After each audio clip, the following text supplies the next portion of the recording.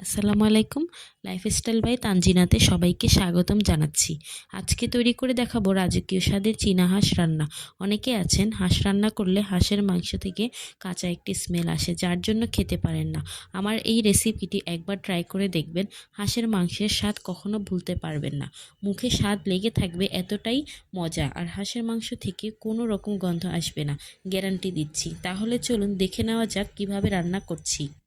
এখানে 1 কেজি পরিমাণ হাঁসের মাংস নিয়েছি এবং রেগুলার সাইজের করে কেটে নিয়েছি।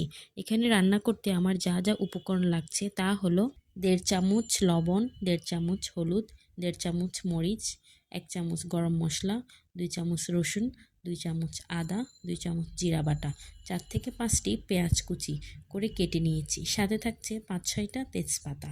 এবার একটি প্যানে তেল নিয়ে নিলাম। তেল গরম হয়ে গেলে পেঁয়াজ কুচিগুলো দিয়ে দিয়েছি। পেঁয়াজ কুচিগুলো লালচে করে মিডিয়াম হিটে ভেজে নিচ্ছি। পেঁয়াজ ভাজা হয়ে গিয়েছে। এবার বাটা মশলাগুলো দিয়ে দিচ্ছি। বাটা মশলা দেওয়ার পর কিছুক্ষণ কষিয়ে নিতে হবে, তা না হলে একটা বাজে কাঁচা গন্ধ আসবে। কষিয়ে নেওয়া হয়ে গেলে গুঁড়ো মশলাগুলো দিয়ে দিচ্ছি।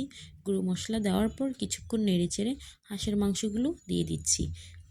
হাঁসের মাংস দেওয়ার পর অনেকক্ষণ কষিয়ে গরম পানি দিয়ে দিব সেদ্ধ হওয়ার জন্য। প্রায় 30 থেকে 40 মিনিটের মতো লেগেছে সেদ্ধ হওয়ার জন্য। এই তো কত সুন্দর কালার এসেছে এবং অনেক ঘ্রাণ ছড়াচ্ছে মাংসের। দেখতে যেমন লোভনীয়, খেতেও তেমন তার থেকে দ্বিগুণ স্বাদের হয়েছে। এই তো আমি পরিবেশন করে নিলাম। এই রেসিপি একদম সহজ একটি রেসিপি, কোনো মেরিনেশনের ঝামেলাই নেই। মেহমান আসলে চটজলদি করে রান্না করে নিতে পারবেন। আমার এই রেসিপিটি ভালো লাগলে লাইক, কমেন্ট, সাবস্ক্রাইব এবং শেয়ার করতে ভুলবেন না। আল্লাহ হাফেজ।